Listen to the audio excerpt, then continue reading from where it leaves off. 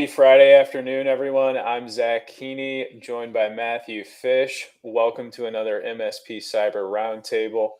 Make sure you check out last week's webinar. We had Teddy and Michael from Shield for a discussion about the difference between vulnerability management and penetration testing. If you're new to the roundtable, make sure you check out our educational video library on YouTube and be sure to like us on LinkedIn. Today we have Wes and Alex joining us from Empath Cyber. Excited to have you guys. We'll do full introductions in a moment, but first, how are you guys doing? How was your week? What's going on for the weekend? Hoping to get on the bike for myself, I'll tell you that much. But I'm doing good. The kids are with my parents, so we got a quiet house. Life is good.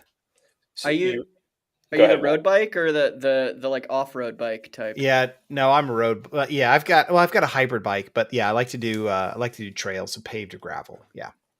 Are you excited to get on the bike because it's been a long week and you haven't been able to, and you usually are during the week, or it's just a weekend thing for it? Just haven't got to it all week. Been way too much going on. So yeah.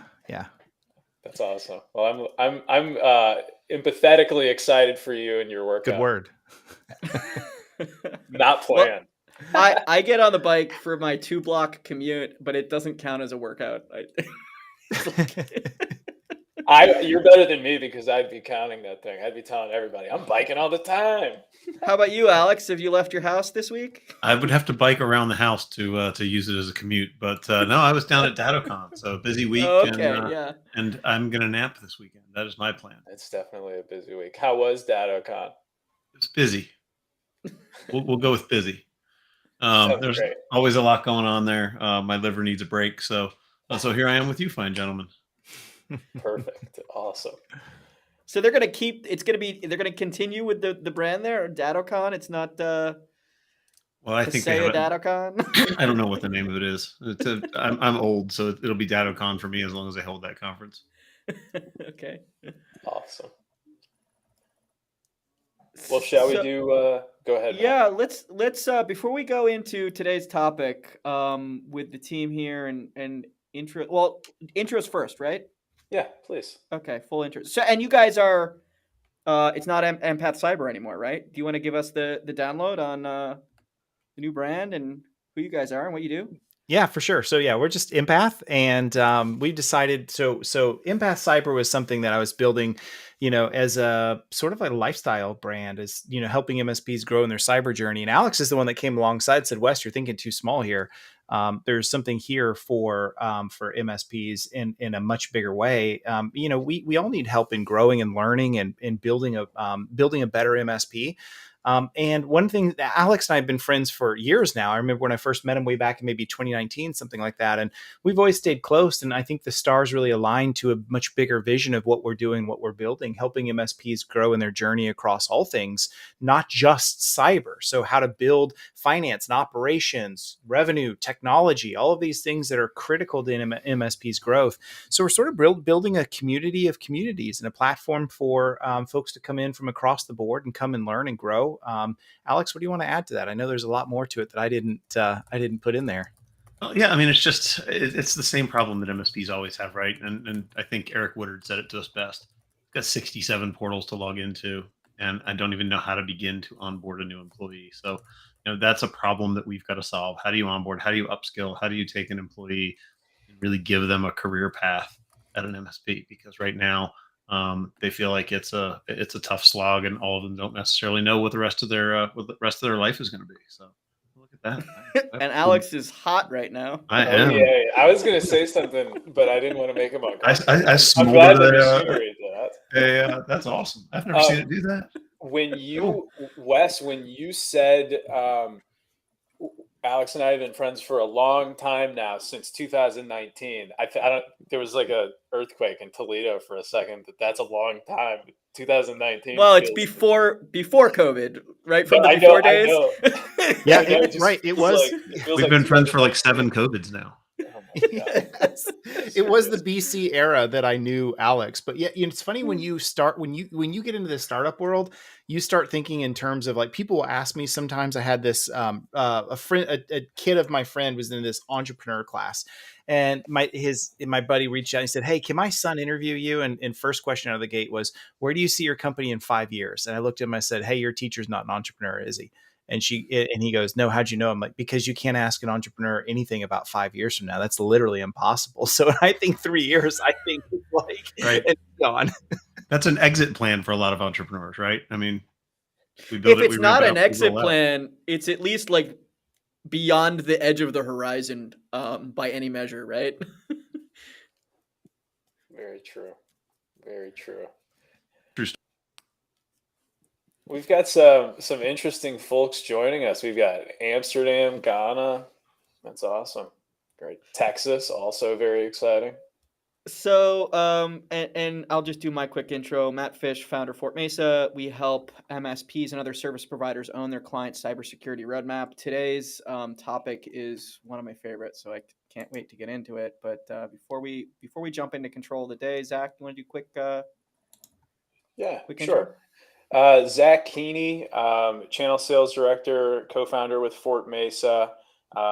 Time prior, grew up in an executive development program and owned a small restaurant franchise for a few years after that. So, looking forward to having a people-based conversation with you guys, because I definitely think that's a very key part to growing a business is your people. So awesome stuff. All right, guys, we're gonna jump into control of the day.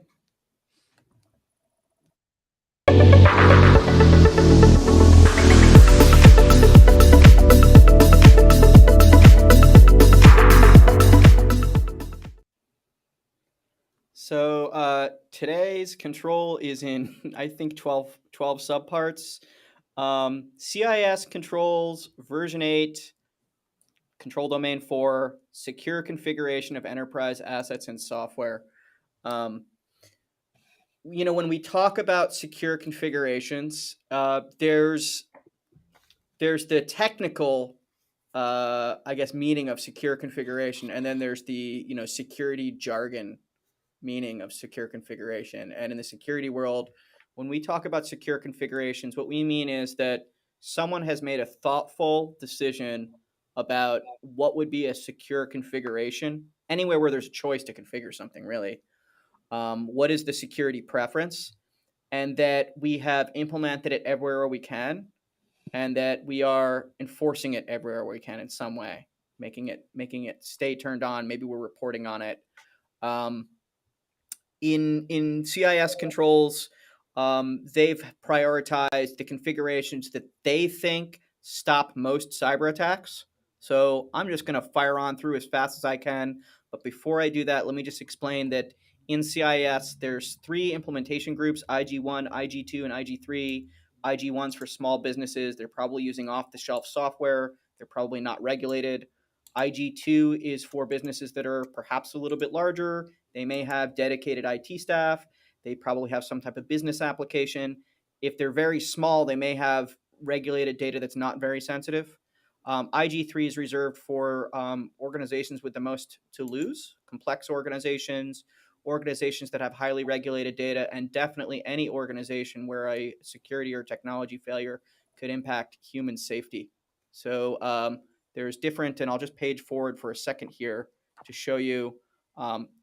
At the top end of this list, you'll see that there are controls that are not required in IG1, and there's only a single control that's considered, I guess, low value or maybe high value, but only for the most complex situations. If you're trying to block the most risk, it's the further down this list you go, the more expensive these things get. So at the very top, though, is starting some type of configuration process. We used to refer in the IT industry to something called change control. We still use that term.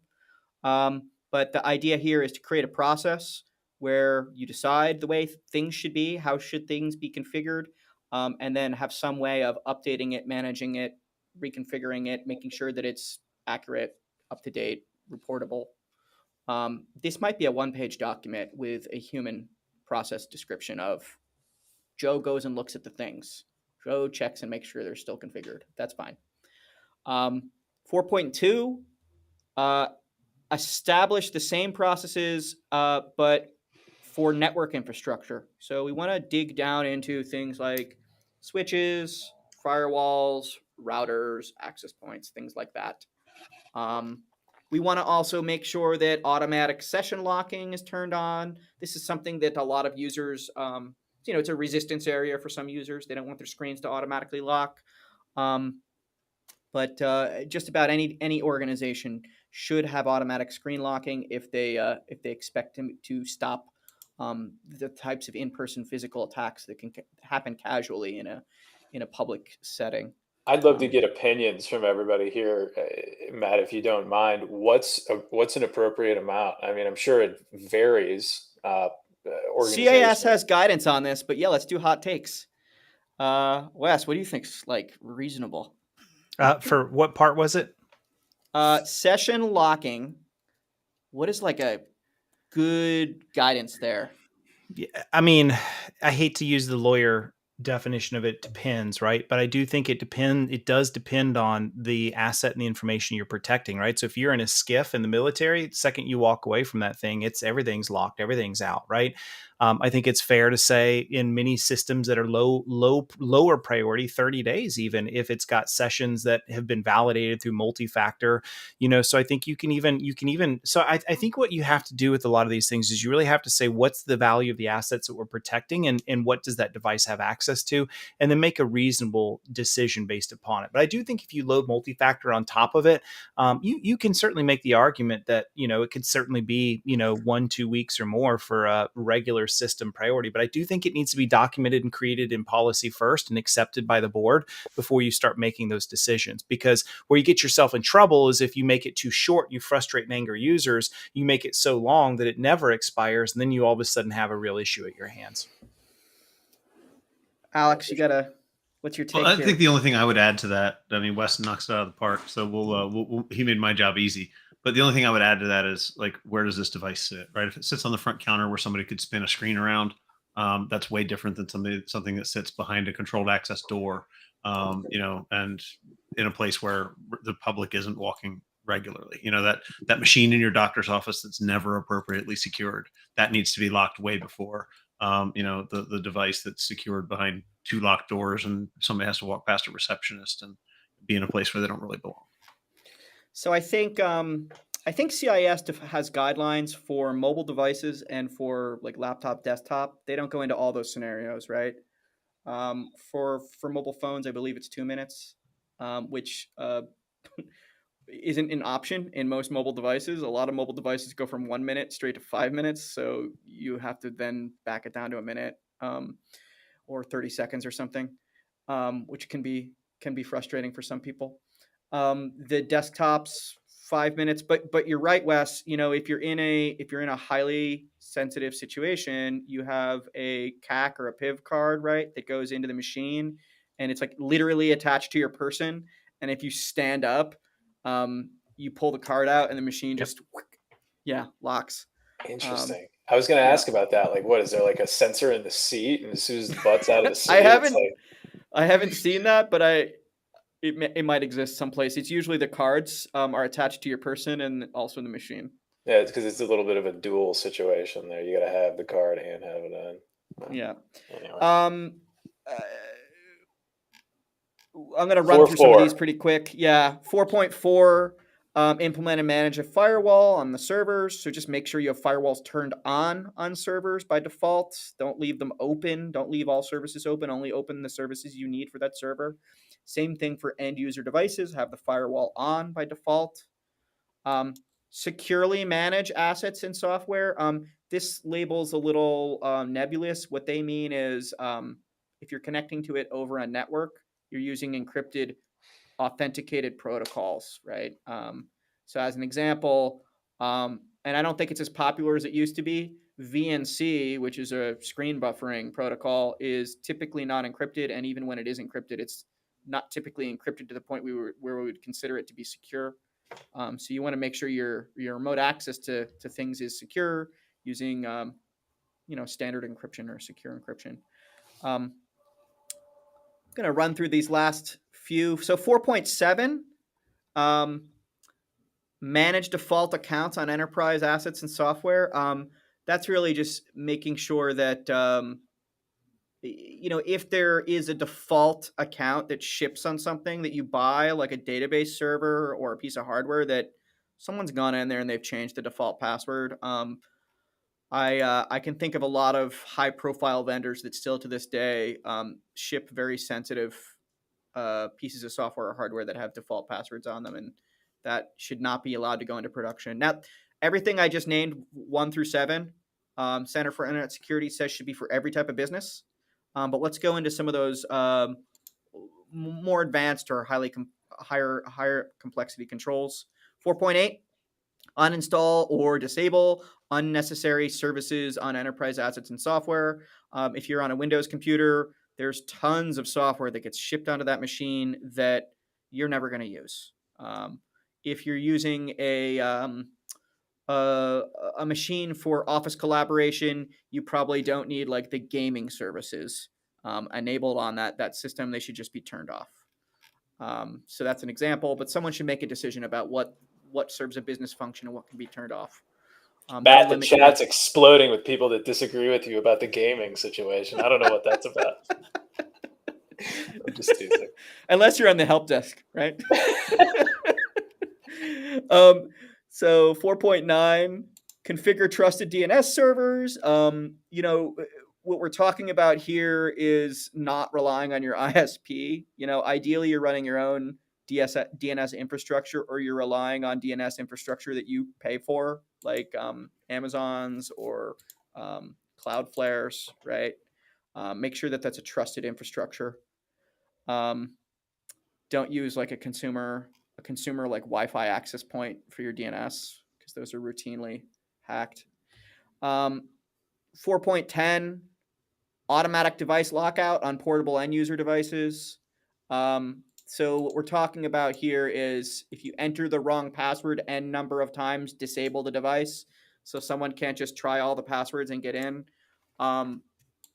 And that one's a respond instead of a protect, because it's assuming something's up at that point, I guess. Yeah, the device should react to like an attack, basically, right? Which is if you lose your device on a bus, someone can't guess the password. But also, if you lose your device and you leave it someplace and someone takes it home and they plug it into a attack box, they can't keep trying passwords forever, because eventually the machine, after 10, it'll wipe itself. And then, of course, remote wipe capabilities, 4.11. That's usually something where someone says, hey, I lost my device. And, you say, are you sure you can't find it? And the user says, yeah, I definitely lost this thing, or it got stolen. And you say just a little click in the admin console, make sure that all the work-related data gets erased off of it. And 4.12, and let me just point out, 4.12 is only recommended for those highly secure environments, high-risk environments, high-regulated environments. Separate enterprise workspaces on mobile and user devices. This one's actually difficult. So if you're using like a Samsung phone, they have this thing called Knox. Google has a similar functionality where they can isolate work-related data. You can accomplish some of this on an iOS device, but basically what they're saying is if the device can be taken into a field and the user may be using this for personal use, that the work stuff and the personal stuff is really separated. So 12 parts there on that one. It flew by, honestly. I enjoyed it. I really enjoyed that one. I tried to do, I literally covered all of CIS yesterday on a webinar, all 150 something controls, and this one just killed me. Did you do like a 24-hour stream or something? It was, I had a 30-minute slot. We basically just did this one control in a 30-minute slot, so that's amazing. Yeah, and Bob makes a really good point here. If you really need to do this, you're probably better off having separate devices. That's the easy way for sure. That's a good point. All right, so I'm done with controls. So let's topic of the day, guys. Adding cybersecurity to QBRs. This is like at the core of what we do. Is we work with service providers to introduce these cybersecurity right sizing practices, right? The cybersecurity value messaging right into that account management conversation, and it's hard, right? Some end customers, when they're in that conversation with their service provider, they feel confused. They don't engage in the conversation. So, how have you seen these conversations lead to success?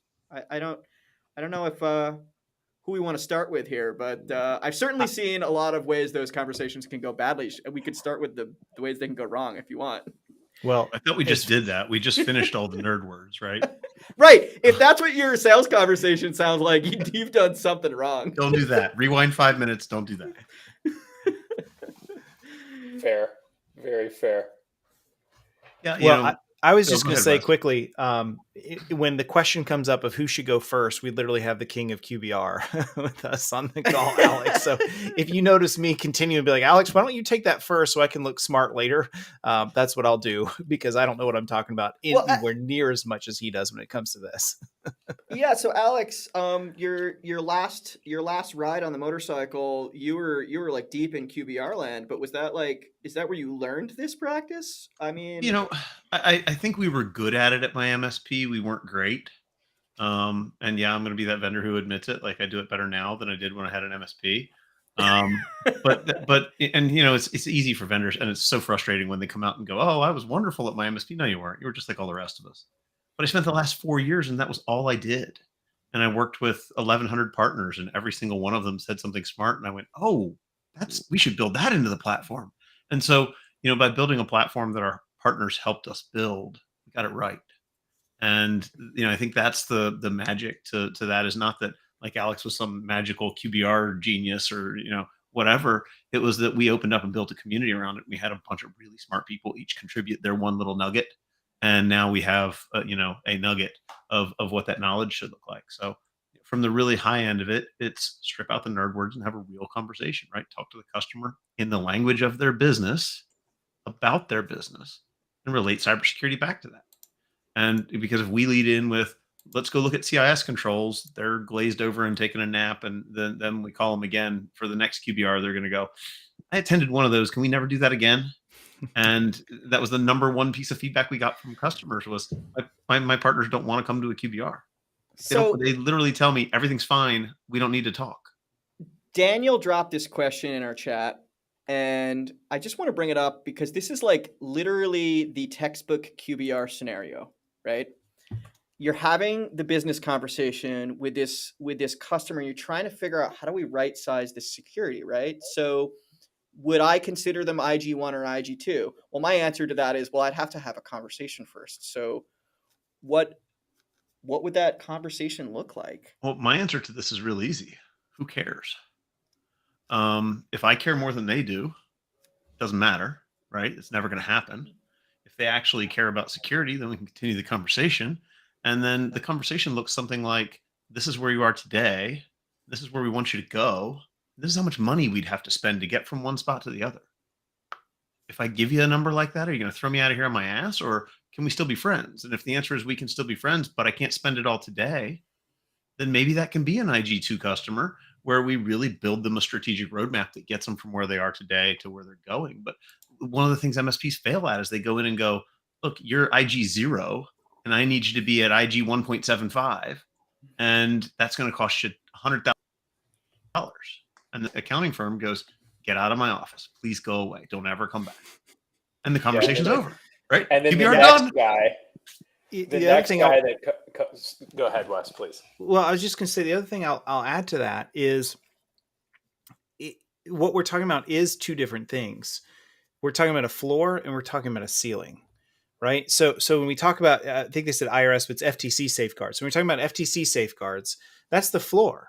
Right? That's like, what do I have to do to make sure that I am not going to be fined when we ultimately have some kind of incident, we have to report it to FTC, and then it's shown that we're not meeting the requirements and the minimums, right? And so there are going to be some things in FTC safeguards. I just did a big long workshop on this a couple months ago. There are some things in FTC safeguards that are IG2, but there's a lot of other things that are not in IG1 or IG2. For example, things like who owns cybersecurity? Who's been the designated person that actually owns all of cyber risk reporting? CIS doesn't really talk about that. They assume that you have that role in place. So there's a floor, which is FTC safeguards. And then I think it's fine if you want to say IG2 is going to be the ceiling. That's the objective we're going to strive to. We're not going to get there right away. It's going to take us a couple years to build towards that. And that goes right into what Alex was just saying, where you've got to set the expectations of the client and make sure that they're willing to go down that journey and understand it. And So I would go ahead, Matt. Well, Steve just brought up this point about the government only mandates minimums, and so yes, there's parts of the government where they mandate minimums, particularly in the DoD, right? And in other places, maybe it depends on contract, but in large parts of the government, actually, they want you to bring your security posture to the table. They say, here's all the security things you could do. What are you doing? And part of that story you're telling the government is, here where I am now. Here's where I'm going to be in 12 months. I'm on a journey with my MSP.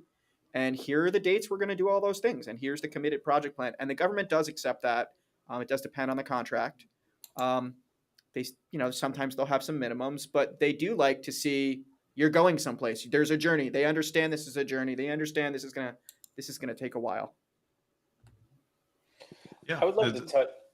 100%. And I think, I'm not sure whether he was talking about FTC safeguards or that IRS 4557 doc, because there is one that mandates accountants do some really, really simple basics. But that one's terrible. Like, that is literally the bottom of the barrel basics. And, at the end of the day, it doesn't matter if you're a 1-person office or if you're a 10-person office. If the compliance requirement's the same, 10-person office finds it a whole lot easier, right? There's less issue with the cost of compliance. And a 100-person office, it's even easier, right? So per person, this gets harder and harder with a really small business, and you really have to digest and dissect, to Bob's point, the stomach that your customer has for spending that money and whether or not they're on the same journey with you. You can't care about their network and security more than they do. Right. And that builds that place where everybody on Reddit runs out and says, fire the client. And if we fired every client who disagreed with us, we wouldn't have any. So instead, we have to find a way to navigate that journey and figure out what the acceptable minimum is, and make sure that I'm okay carrying the risk that they're unwilling to pay for. Well, and I think you pointed out a really valuable point kind of in the beginning of this conversation, which was the client that you're dealing with may have had an experience where somebody didn't do a great job of communicating. You're at 0 and you need to get to 2 or 1.75, and maybe they're extremely averse to even the conversation itself. So if you haven't taken the time to understand, well, what has their experience been in the space already, and you're just diving into, this is what you have to do. I mean, you don't know what kind of resistance points are on the other side of that human being who's had infinite experiences up into this experience that they're having with you now. Well, so, one of the things that I tell service providers, and this is what I experienced when I was a service provider, was that, part of that conversation you're having, whether you call it an alignment call or a review call, a QBR, it's not necessarily to sell today's plan, right? Sometimes it's painting people's options for directions they might move into the future. Sometimes it's, hey, end business, we are comfortable with where you're at with security. You're comfortable where you're at with security. Some of the businesses that look just like you are actually up here on security because they're very worried about this or that. They're very worried about confidentiality. They tried to get cyber insurance and they needed to be here. You're okay where you're at. But if you want better security, think about it. And, if you're trying to get cybersecurity insurance or one of your customers is asking you for third-party due diligence, or you're very concerned about an incident, or you really can't tolerate losses, come back to us. We have this upgrade. So you're not always going to get like, okay, I'm ready to upgrade, right? During that review, right? Like you might have that conversation how many times, like, and then, oh, you're right, I've been thinking about it since last time we talked. Or you have the conversation and then like 2 Thursdays from now, they're like, oh, this thing happened that you discussed, right? And that, I think it's preparing the customer is the goal, right? Not necessarily selling the customer. Well, I want to, if you don't mind, I would love to just like asterisk one of those words. You said preparing the customer. It's not preparing the customer. It's educating the customer.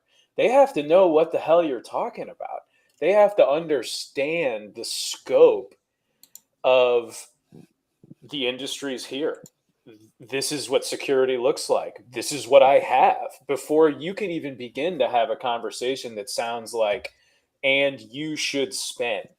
Because if you ask somebody to spend before they feel like they understand what they're going to put their money on, they're either spending because they're scared, or they're spending because they don't care about how much they spend. And we all hope to be in that situation. But if you're in the first, as soon as they're not scared anymore and they realize that either you haven't solved a necessary problem, or you have, but they hadn't thought it through all the way, or now they're looking at their bill and they realize, well, wait a minute, what is all this for? You're setting yourself up for an uncomfortable next experience. So, well, we used to kind of joke about this at Lifecycle Insights. Like the typical MSP enters every QBR the same way. Knock, knock, I need money. Right? $2 widget, $4 widget, whatever it is. Like, I'm just coming in here to ask you for it. And the point about education and preparation, those two go side by side. Yeah. Right? The education comes in doing a small risk assessment and saying, hey, Mr. Customer, this is where you live today, and this is the risk and the exposure that you carry with you into tomorrow and the next day and the next day until you choose to behave differently. Mm-hmm. Now, behaving differently has a cost, right? Breaking up with the status quo has a cost, and the status quo has a cost too, right? We stay here, we probably get breached, and we probably have a really expensive incident. But if we talk about that, and somebody said, do you think we should be putting a dollar value on risk? I don't think so. I think it comes across very, very fuddy. It's very much that fear selling. I'd rather put a dollar value on education and sit down with the customer and say, I'm willing to spend the time to show you where you are today and what it costs to do something better. Yeah. And this is where budgeting is key. If every MSP on this call, think about your favorite client, your best client, the one that does almost everything you tell them to do, who in that organization, and they're a good organization because you like them. They're obviously good folks. Who in that organization is qualified to budget for all of their technology spend? If any of you were able to put somebody's face with a name on that title, I'll be stunned, because the answer is nobody. Nobody in that organization can tell them how much money it costs, even to replace all their technology and buy the next license for Adobe and the next line of business. Nobody can even put all that together, much less tell them what security looks like. That's your job. As the MSP, you literally have one job, and it's to not show up and go, knock, knock, I need more money. It's to say 12, 18, 24 months from now, we're going to be looking for you to make some different spend. We're going to be looking for you to do that server project, and that, it's 2012 is dead. If we haven't replaced it by now, we got a problem, right? We should have been talking about that a year and a half ago. And so if we're setting it up, instead of the customer going, well, maybe I'm willing to spend some money today, instead you come in for the third, fourth, fifth QBR. You go, remember that thing we talked about the last 4 times? Today's the day. The money's due. I'll take the check when I leave, right? And that way they're prepared for it. They know it's coming. And Service Leadership just released their annual profitability report, and they showed that MSPs who do that, who have a regular strategic cadence with their customer, and who provide budgeting as part of that, make double the margin on hardware. Double. Because the customer doesn't bitch about it. They're not out there looking on Amazon to see what you sold them, because they knew it was coming. They had a chance to prepare for it, and it's not as much of a shock. Your customer hates the way you sell them, because you're selling them instead of coaching them and informing them and educating them and helping them build a budget. And they're probably okay paying a little bit more, right? Not having to feel 100%. like they're looking over your shoulder at all times to, is this a reasonable quote? Is this like, do I really need to spend this? Like, if they just trust you, right? Well, think about it like this, Matt. If I said 12 months from now, I'm going to need $5,000 from you, you can plan for that. You can live your life a little differently. If today I said tomorrow I need $5,000, you're going, shit, there goes my vacation to Disneyland. I got to go home and tell my wife. Crap. Yeah. Right? Those are two way levels different to the relationships. roof. Yeah. So we got a pile of questions here that are maybe the types of questions that come up during these types of security conversations with clients. So, CMM asks, do you agree with putting a dollar value amount on risk? This is actually a polarizing issue in the security industry. I'm just going to declare I'm on this side of the table that thinks that putting dollar values on risk is a bit of a fool's errand. I don't think that the dollar values are ever accurate. However, the process that you go through into putting dollar values on um, on risk can sometimes expose risk that you wouldn't expose in other ways, right? If you're forced to actually put dollar values on, sometimes the conversation will lead to places where you're exposing areas of risk that otherwise you wouldn't have discovered. The other thing is, if you have a really large organization and you're having many different risk conversations, you have to in some way balance the boat to figure out, well, which part of the organization has higher risk, which has higher security. You need to be able to level set everything, but it is really basically impossible. And the insurance industry tries, but they're certainly not winning here. It's really hard to put real dollar values on risk. Yeah, Yeah. I love Jeffrey's response to that. It's not a question of what it will cost; it's a question of what you can lose. And Yeah, I heard mean, Wes that's do a bit, and I'm going to steal it from him. But Wes does a little bit where he says, "If we took that little piece of your business over there, that little thing that rings the cash register for you, if we took that and it was gone tomorrow, what would it cost you?" yeah. Right? Jeff asked this question. Now this isn't the way a client would ask it, right? But this is actually a thing that people are whispering about now. If you're in Europe, it's a little scarier. But here in the U.S., even we're hearing that perhaps public companies, people that are servicing public companies, people that are serving the financial services industry will have to report on non-conforming clients. Unless you can put up a legal shield, right? And there's security providers and even MSPs that work through attorney-client privilege. But clients that are willing to put up with that kind of separation, right, typically are not the ones that are non-conforming, right? I don't know where we're going to go there. I don't know if what you guys are hearing, but I'm certainly hearing there's many people that are lobbying in Washington for that right now, that MSPs should have a responsibility to report on non-conforming. Yeah, that means, yeah. I'll say, I think it's really backwards. And I know regulators. I've come out of banking. I've dealt with them. My strong, and I would publicly say this, I'll publicly say it now.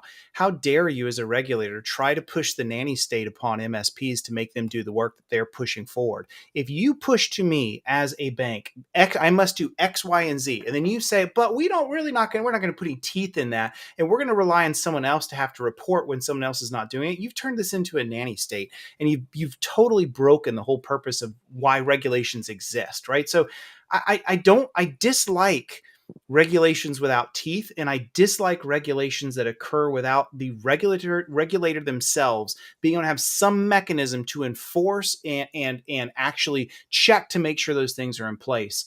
I mean, sure, we have whistleblowing laws, right? But that's a totally different, that's for like legal kinds of stuff. Like I saw something unethical happening, I need to report it. This is totally different. So I really hope we don't go that way. And let's be honest, look at some of the industries that do have regulations, but don't actually have a mechanism to go and check and make sure that they're being followed. They're weak. And they don't have respect.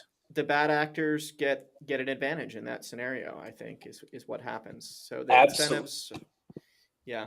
Matt, you're absolutely right. And I want to equate it to something that I think that probably everybody is experiencing, because if you're an MSP, you have employees, and I mean, we all regulate what's happening in our own environments, right? So if you want to equate it to regulations without teeth, to rules in your business that you don't enforce, I mean, a regulation without teeth is, hey, I want you to use the company laptop, but the guy that doesn't use the company laptop never gets in trouble. You're never going to have everybody using the company laptops. It's always going to be the people that want to do things the right way are going to be frustrated at the lovely folks that can't seem to be willing to do things the right way, and it never changes. There may be people in Washington, rallying for this or whatever. It's a fool's errand. It is the worst possible thing that could happen to this industry. MSPs already have crappy relationships with their clients. Sorry, guys. No, Yeah, it's like what well, Bob said. All of a sudden, now you've introduced a rat on the ship, right? I love Right. Bob Who in the the best world? colloquialisms. Who in the world is going to have an open, honest conversation with somebody who they're worried about them reporting them to a regulator for? You What- cannot have a business relationship with a person who's responsible for keeping you secure and helping you spend within your budget is that person who also is responsible for reporting you to the police. It cannot be a thing. It would destroy the industry. And what's everybody going to do about it? They're just going to bring all that stuff in house, and they're going to go, oh, well, you work here and you signed a document that says you won't report anything unless you're subpoenaed. So now you can't do it. Go to hell. Like it's not a thing. Well, your paycheck's on the line for it. And Imagine they're if just your going to bring it lawyer closer was and put the thumb down. Well, they're Nobody's also going to. threatening. They're also threatening right now. The same people are whispering. This one's a different issue, right? But should MSPs be held accountable for a minimum level of best practice? And and until the MSP gets signing authority on the bank account, how can they? Right? A lot of these things cost money. And as an MSP, I can't make my customer pay for it. And imagine the disservice we do if we say the MSP is responsible for a minimum standard and the minimum standard is way up here. Now, every MSP has to double, triple, quadruple their price to meet this minimum standard. What just happened to the small business who's already struggling? Now they can't afford IT of any kind because the MSP is held to a standard. And what are they now? They're just freaking winging it, and they're all going to get breached. This is what we see in the price inflation in a government contract, right? Where you have these requirements that then, they're not even all security requirements, right? There's just papering requirements that, they can increase the cost of the contract, right? A lot of it's built up around the idea of making a level playing field or putting accountability into government spending, but it creates a substantial cost burden, right? And there absolutely should be best practices. And that's where CIS is headed. And they do such a good job because not only do they say these are the best practices, but this is how we tier them, right? It'd be like Greg mentioned the MSP equivalent of GAAP accounting processes, which is absolutely fantastic, right? But imagine if you couldn't afford to do all the GAAP accounting processes, but you could say debits on the left and credits on the right, right? Okay, we can do that much. That's easy. That's cheap. We can start there. What's the next thing and the next thing and the next thing? How many MSPs are out there taking their big prepaid project that's going to take a year to perform and moving money around on the balance sheet and doing all of that? Well, that's generally accepted banking process or generally accepted accounting processes. But a small MSP is not moving money around on the balance sheet and holding money in deferment until they pay for that portion of the project. It's just not happening, right? So we have to accept that this is a growth phase. This is a thing that every business has to grow into. And as somebody who's launching a brand new company, you're not flush with cash to go out and buy hundreds of thousands of dollars in security, right? You're starting over. You're starting from zero. And you've got to build that into your process where it makes sense. Yeah, I want to come into one thing Tim said way below Tim Golden. He mentioned SROs, self-regulating organizations. I mean, that's the ultimate, I think, ideal happy place on where we should land as an industry. For those of you who don't know, you actually know what these are, right? If I say the Bar Association, you know what that means. That is a state accepted. Every state in the union says the Bar Association is who says who's a lawyer and who's not. And they have an entire process. And they have the authority to do so. And they are self-regulating. We have those in many different industries. We have those as a doctor. Who is a doctor? How do we know that they're a doctor? We don't have that as MSP. The reality is we are not going to have that anytime soon. That is not something that's going to happen tomorrow, next year, maybe not even the next 5 years. I mean, I think there's some things that could drive it, like another mass level, MSP driven incident of some kind that's far more damaging than anything we've ever seen. But short of that happening, it's going to take a long time because you have to have every state, basically each state has to say, yep, we're going to sign up to who is that regulating body.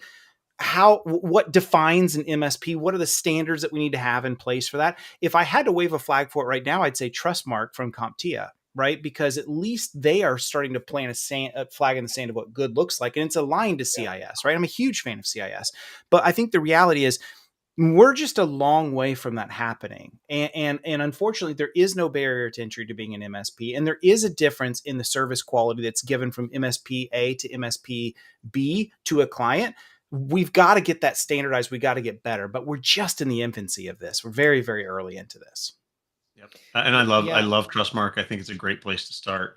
It's actually advanced, but it comes with some some auditing, someone coming along and saying, yes, you're doing what you told me you're doing. Yeah, that's a good point. To Daniel's point, he says there should be some kind of a standard of accountability for the MSP. How about we start with a standard of accountability for software, right? Why when you buy 365, is it in the most insecure configuration possible with a dashboard that says we sold it to you out of the box with a 12% security configuration, right? It has a security dashboard in it. It tells you how poorly it's configured the day you buy it. Why isn't it 100% secure the day I buy it? And I have to turn things off. And I have to click at a box that says, I accept all the risk. Well, I have a it's always been Microsoft's configuration, right? That's been secure by default is where we should start, right? Because then every time you turn off a security configuration, you get to, what is your MSP? I can't even do this for you. You need to come in here and I certify that this is what I want as the customer. But you're right that I think that, yeah, this is going to have to be a little bit grassroots, right? The industry has to put it together themselves. But I would not argue that it won't be done for us if we don't do it, right? Because if we spread the timeline long enough and we just sit here and we don't self-regulate, right? That big event you're talking about that's worse than has ever happened before, it will definitely happen, right? Yeah, if we don't self-regulate, increasingly more likely. So, in most industries, you're right. It's been happening at the local level, right? Or at least, regional, state level here in the U.S. But there are some industries that couldn't get it together, right? And for example, financial securities, right? And the federal government stepped in and said, as a regulator, they were like, look, people who are selling this stuff have to be licensed at the federal level because we don't trust you. But think about what you just said. You said people who are selling this stuff. That is Microsoft. Right. That's Google, right? We're asking the mechanic. We're asking the mechanic to be responsible for installing the seatbelt. That's how backwards we are, right? The mechanic changes the oil, rotates the tires, gets the car after the customer already wrecked it, right? We walk in to a totally unregulated environment that somebody set up themselves, and then we're saying the MSP has to be responsible for all of that. There's an untenable conversation in a QBR. The conversations that we're having with our customers are already hard enough for us to go back and say, yeah, you bought it that way, but I have to totally re-engineer it, and that's going to cost you hundreds or thousands of dollars and more money every month. It's an untenable conversation for the MSP, and this is why it's such an uphill battle. I think when we see regulations tend to, as they begin to come, or as the industry leaders begin to set the stake in the ground, and Wes, you mentioned Trustmark. I think that's a great point. I also think you'll see other larger organizations put, stakes in the ground, whether it be big MSPs that are like, hey, we stand for this, or whether it be, organizations like CompTIA, or whether it be actual regulations. I think that we would rather it's not be actual regulation, and you'd rather see the giants in the industry, so to speak, react to the movements of the mechanic and say, yeah, you're right. Let's work together better so that somebody doesn't come and make it hard for all of us. Because I think it's up for debate, but from my opinion, my stance is that we would prefer to not see sweeping regulation. I would prefer that too. I'm not going to say that it would be totally unwelcome for the federal government to do something like what they did for critical infrastructure, where they said, you critical infrastructure providers all over the country have to be working with some kind of cyber information sharing organization. You figure it out. And then the industry self-regulated because they were told by the government to figure it out. Well, but that's what happens. And that's why the prevailing thought right now, at least, is that insurance will get to it faster than the government does, right?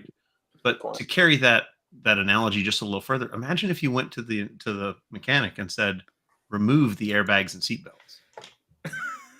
Right? I like that guy. And imagine a mechanic does it. Now, is he liable? Probably. right? So Well, it's the if same argument as like an assisted suicide, right? Is the doctor who, is that person liable? I mean, it's so if all the I'm way given a down the product line. that I know is secure, that is actually configured to the minimum standard, and then I start to take all that off, should I be liable? Probably. But I can't make my customer do MFA if they don't want to. I don't own that Microsoft instance. I And am Alex, borrowing it and playing along with my customer who owns it. Alex, you're on to something here because this is the precedent that is being desired to be set by the White House.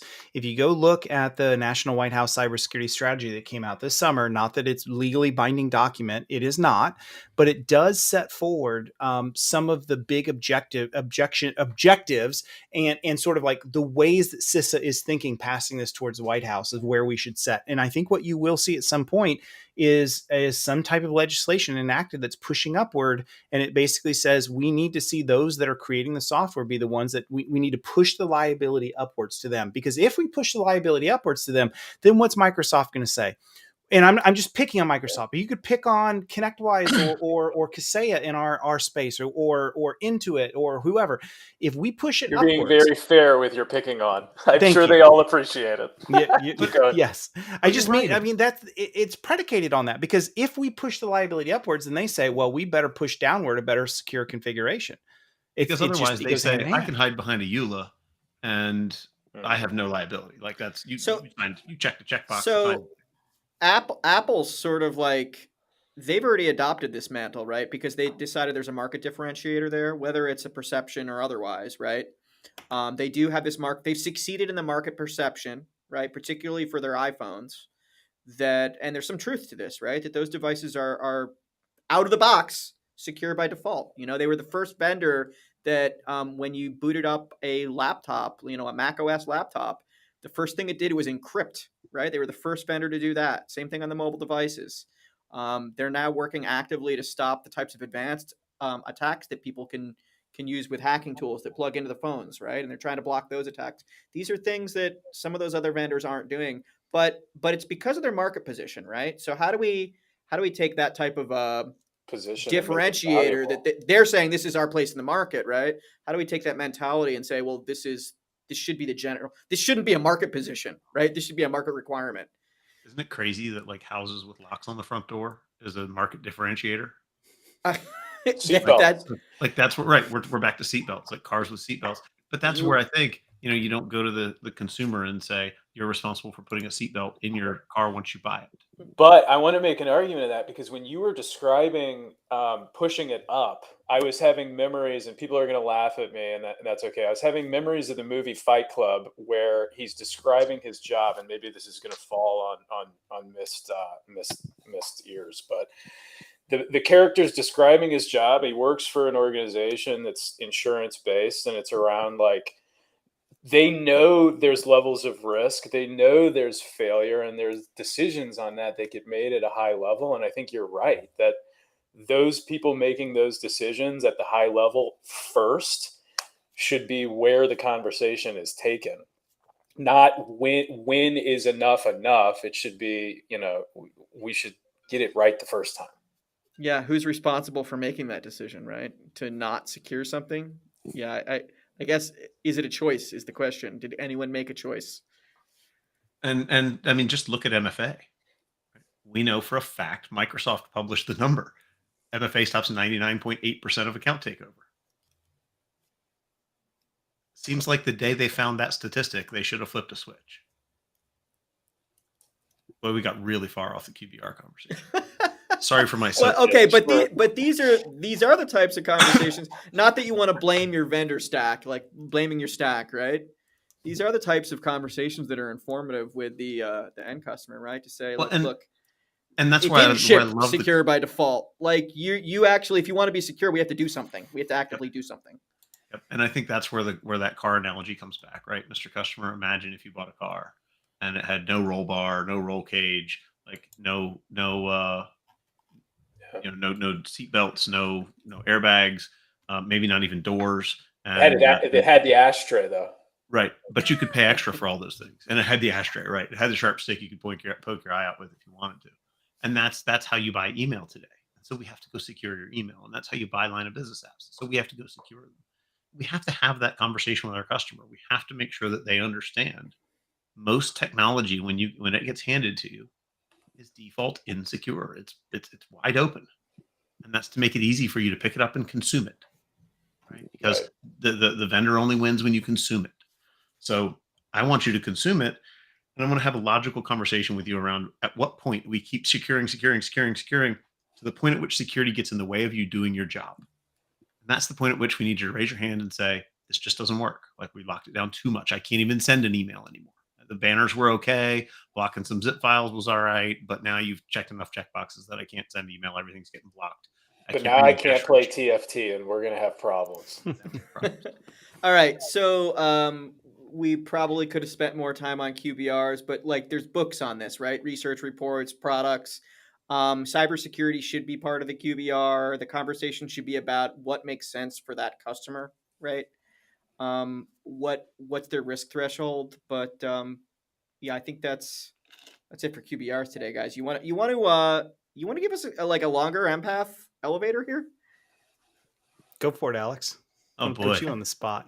Man, am I on the spot? Okay. So, yeah, I mean, at the end of the day, we understand the position that MSPs are in. Right? I ran one for 17 years. Wes has been hanging around this industry for quite a while, since his perch days. And, both of us are kind of passionate educators. So when we got talking about Empath, the conversation really turned to, and I'm going to use another, what I thought was a brilliant analogy when somebody said it to me the other day. I don't remember who I'm stealing this from, so I'm giving some anonymous person credit. But MSPs are like college sports teams. Okay? And if you think about a college sports team, they're always building, because at some point, 4 or 5 years down the road, everyone graduates and leaves. They have to bring up a fresh batch of recruits. You guys are not hiring from Facebook. You're not hiring from LinkedIn. Or you're not hiring from Google. You're not hiring from Microsoft. If you were, you might even be less secure. But that's a whole other story. But we know that you're hiring the kid from the AT&T store or the Starbucks or whatever, and you need to onboard that person quickly, get them up to speed and helping you ring the cash register. We know you need to continue their education while they're there. Something that always stood out to me was that there's no such thing as a career pathing tool in the MSP space. So what we're aiming to build is the education that helps you take that entry-level person and say, what do you want to be when you grow up? And let us help you build the career path for that person with education, with content, and with a desired goal in mind, and a little bit of accountability for the employee and for the employer to make sure we give them the time to upskill to become something better than the kid that we hired and stuck in a corner and said, just go close tickets all day. That's what we're going for at Empath. Solid pitch. Makes me want to grow an MSP. No, we can talk. I know where you can have credit card. We'll have credit card. We'll MSP, right? And we're in cyber compliance management and vulnerability management. Our mission is really to be the chief coach and cheerleader for service providers that are building that cybersecurity services unit or service delivery, and formalizing it, and really, building that MSSP function inside your service provider. With that, I think that's all the time we have for today. Zach, you want to dial us out? Let's do the thing. All right, everybody. Thanks for joining us. Another great Friday at the MSP Cyber Roundtable. Be sure to like us on LinkedIn, subscribe to our YouTube for more educational content. Wes and Alex, this was awesome. You guys are great. Thank you so much for joining us. Be sure to come back next week. We're going to have 2 returning guests. We're going to be having Michael Bakiak from Iceberg Cyber, and Brian Gillette from Feel Good MSP. We can't wait to have those guys. We're going to have a great conversation around whether or not you're charging the right prices to your customers. So should be fun. Thank you guys again. This was awesome. Have a good one, everyone. Thanks, guys.